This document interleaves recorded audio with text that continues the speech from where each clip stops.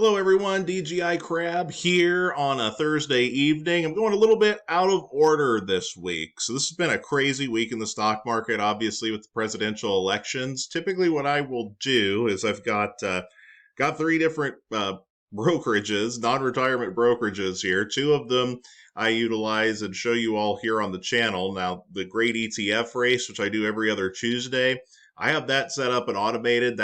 Those investments happen every single Monday automatically, $5 a piece into each of the 8 ETFs that are on that series. And then for this newer DGI Crab portfolio, where I'm putting at minimum $100 a week into that, I've typically been doing that on a Friday to keep it as close to in line with the values that I share on my end of week video every single Friday, or the final trading day of the week as it stands. This week, I decided to jump the gun a little bit early. Lots of craziness in the stock market. And as you can see here, one of my top 10 favorite stocks for the first time in a long time has entered my buy zone. So I just decided, screw it. I'm going to make that $100 investment a day early, and I'm going to show you exactly what I did. Open that up in my new Vanguard portfolio to show you the history so you can see exactly what I did here earlier today. I'm not a professional financial advisor. Don't take what I'm doing or saying here as financial advice. I'm just sharing with you my strategy for how I am building up a portfolio from scratch using my own personal method for investing in high quality stocks when they are yielding much higher than their 4-year average yield. So let me jump in, show you all what I did here. So here's the order history here on my Vanguard account. Going here from bottom to top, this was the order I did. So I do 50% of that minimum $100 into the 4 ETFs that I have earmarked for my personal age range and time horizon. So I do 25%, or in this case, we're going to go by dollars here, into VIG, the Vanguard Dividend Appreciation Fund, $5 each into the Vanguard Small Cap Value ETF and the Vanguard High Dividend Yield International ETF, and then $15 into VOO for the S&P 500 exposure. And then that other $50, I spread that around amongst 5 different stocks. Now, I'm still pumping money into Hershey, which is the most undervalued stock for my age range, the tier 2, age 31 to 41-year-old investor. I'm still going to hit that one hard. That's where the majority of my individual stock money went for this portfolio. But because Pepsi is now yielding 20% higher today than its 4-year average yield, and it's one of my top 10 favorite stocks, I went ahead and jumped the gun here on this one and started a small little $10 position in Pepsi just to go ahead and get that established. And this is how you do it, you guys. You just build up these positions slow but sure. You don't have to have hundreds or thousands of dollars. Just get a good steady strategy going for yourself and start adding that passive income, even at just $5 or $10 at a time. It will add up over time, I promise you. And then I finished that off with $5 investments into Archer Daniels Midland, Target, and Nike, which I believe are all still undervalued stocks. So let's just kind of take a look here. I do keep track of this on a spreadsheet. Now, hey, Fidelity is great. They keep track of this stuff for me as well on the dividends tab overview. I still like to keep a spreadsheet just so it's, for me, it's good muscle memory. It really locks me in and keeps me even more aware of what I have in this portfolio and how it's coming along.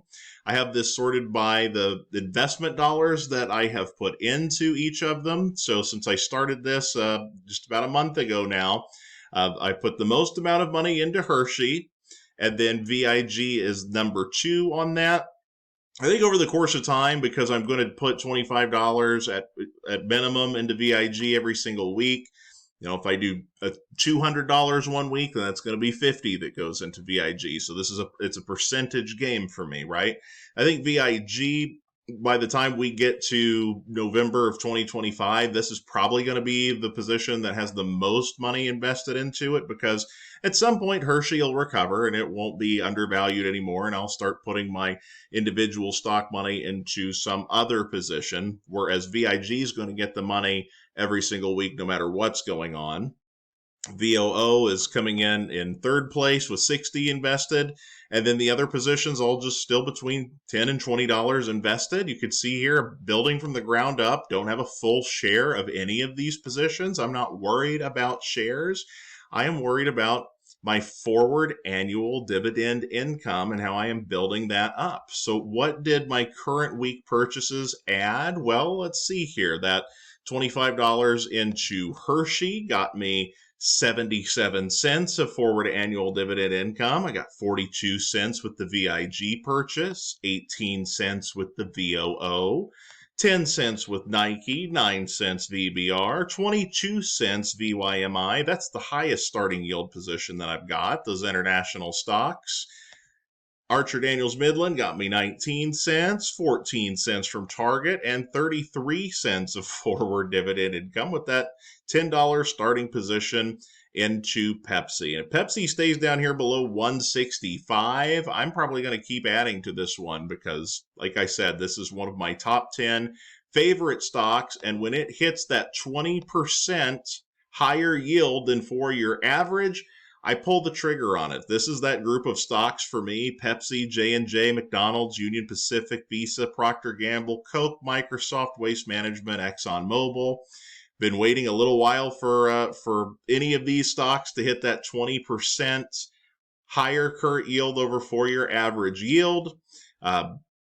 So far this year, before I started this side DGI Crab portfolio, I believe the only things that have in this group of stocks that's hit that mark, J&J has been at that spot at times this year, and it's starting to flirt with that range as well, but it's not there yet. McDonald's was a few months ago, and I got to add some to that. Visa, briefly, was at that point in time as well. I don't believe any of the other 6 have been over the course of this past 6 months or so. But like I said, when any of these hit that 20% mark, I don't care about age range or tier or anything. I just jump in and buy it because these just don't go on sale that often. So for me, I want to jump in and grab them when the opportunity strikes, because these will almost assuredly be the last stocks that I ever sell when I'm in that retirement age and I'm living off of my dividends, hopefully, and don't have to sell anything. But it's going to be really hard for me to want to sell any of these for any reason unless something really, really drastically changes. So anyway, this is a little bit of a different video than I've typically done, but now that I've gotten this Vanguard portfolio started up, I wanted to show you guys some real transparency here, show you what I did over the course of the day.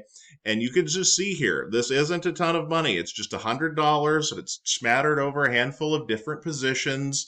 And so long as you are keeping close track of your small adds that you're making here, you're going to see that forward annual dividend income really increase over time. It just takes some time and some effort. It doesn't happen overnight, but if you do it the right way, you will have an absolute fortress of bricks that will keep you very, very happy once you've hit that financial freedom age. You're not going to have to worry about dividend cuts.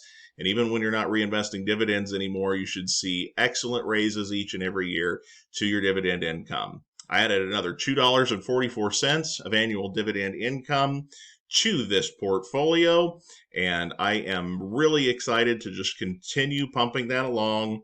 And I'm very, very happy that I'm getting to add really high quality stocks paired with some ETFs for diversification. Because, like, for right now, I'm not concerned that Hershey is the highest, is the largest position that I have in here so far. And if we keep going like this for the next few months, Hershey is going to continue to be the largest position in here.